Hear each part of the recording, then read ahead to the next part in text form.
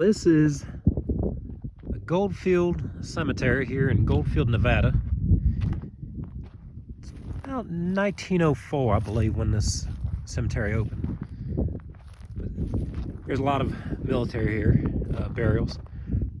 But there's one of the more strangest burials is out here.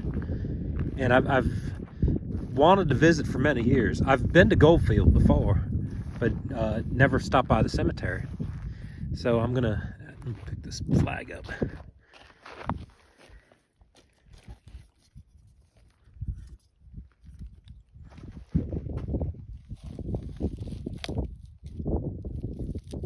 Here we go.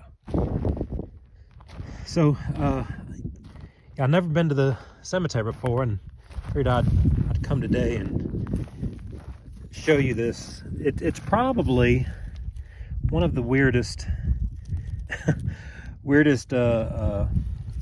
grave sites. Not weirdest. It's you know, in the Old West, they liked, put that here. They loved telling how people died, and it's a common theme that you see out here. Jesse Jones died tuberculosis 1875. You know, things like that. So it's and I don't know why they did that back then, but they did. So we have a good idea of how these people died back then.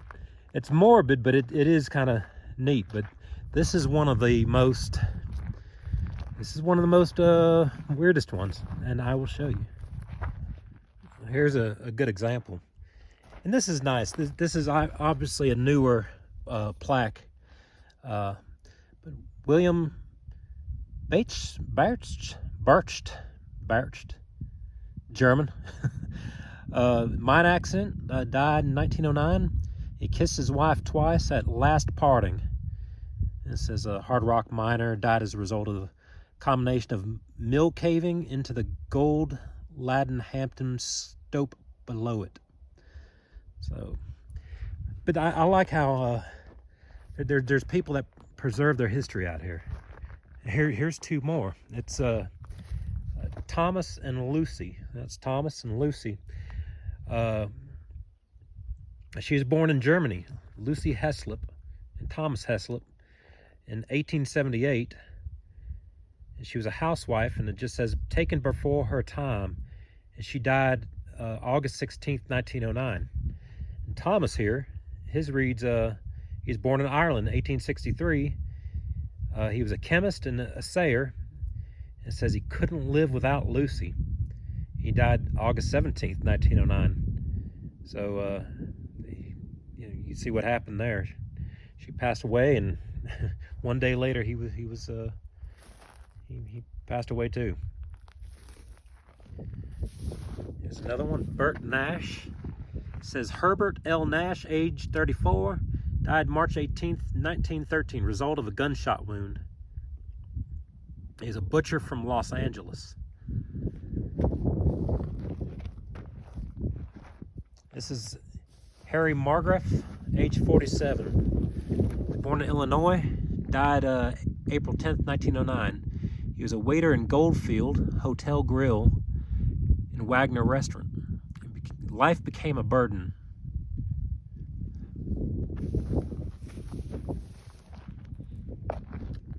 Oh, here's a great one. Colonel D.E. Huger Wilkinson, October 18th, 1950 to August 28th, 1913. He was born in Charleston, yay. Died in Tonopah, Nevada. He was an attorney. He's also the great-grandson of Arthur Middleton, a signer of the Declaration of Independence. He passed away in the Mitzvah Hotel.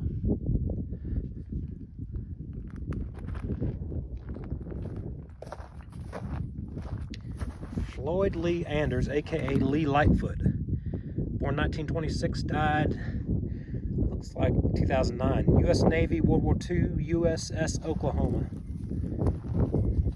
The USS Oklahoma was in Pearl Harbor. I don't know if Mr. Anders was on board then or not. I'd like to fix these flags up. They're getting kind of old, but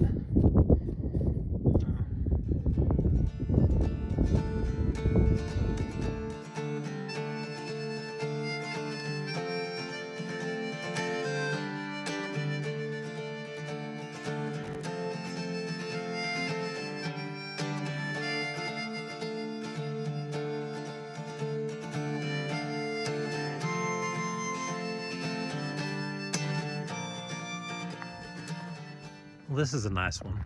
It's underneath this beautiful Joshua tree. It's obviously not a full burial. Either they buried his ashes or spread them here. It's David R. Alway, 1953 to 2016. That's a nice little place, though. All right, we're gonna go out in the old section here, and I'm gonna find this crazy, weird tombstone. So here is the oldest part of the cemetery. It's a great little sign here. It says Goldfield Pioneers, 1908. This is the second burial plot for 70 of Goldfield's earliest residents. A few homeless and unknowns are also buried here, including a murder suspect who committed suicide in the Goldfield jail. And goes on and about the railroad coming through, and they didn't want to affect business, so what they did, the railroad company didn't want passengers stepping off the train onto graves, and the city didn't want the graves near its largest hotel. A group of men known as official ghouls unearthed the remains late at night, moving them to this site. Oh man. So it's going to be in here. So we'll have to look through. And you can see the acrylic paint on the stones still. I hope there's some kind of record, because it only lasts for so long. What does it say? Something Nugent, 1910. He was a boot black, and he died of a gunshot at age 39.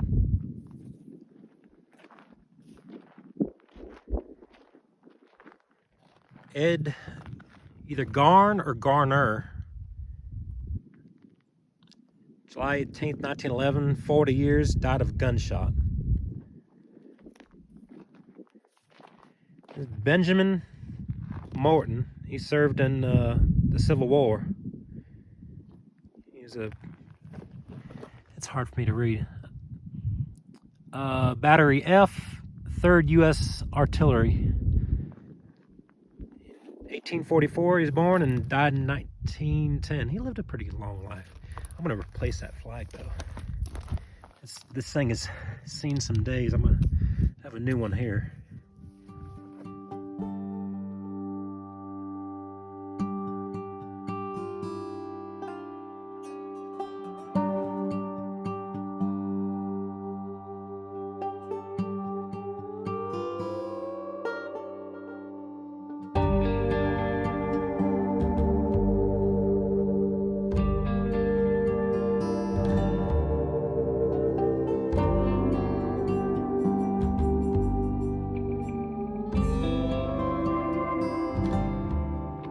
And here is the grave I've been looking for.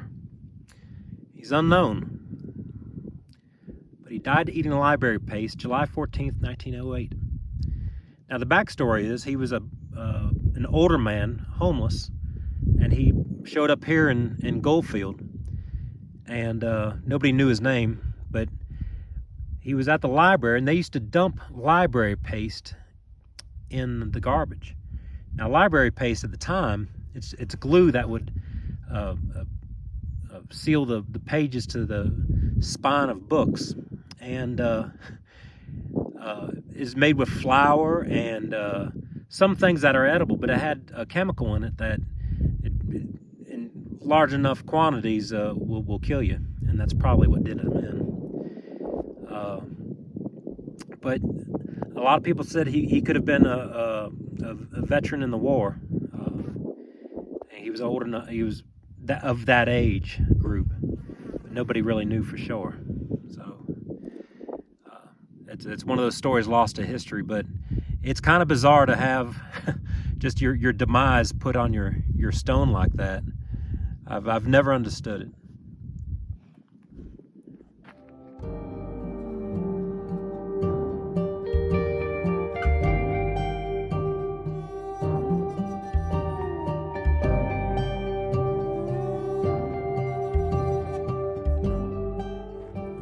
I wanted to do that video before I head out into the bush for a few days. I'll be gone for about 4 or 5 days. Parts unknown. I have no idea where I'm going. Someplace without a phone signal. I'm gonna do some hiking and some biking, and yeah, I just wanted to come by here before I went and did that, and I'm glad I did. It's a really fascinating cemetery. I hope you enjoyed it, and I hope y'all are having a wonderful day out there. Take care, y'all.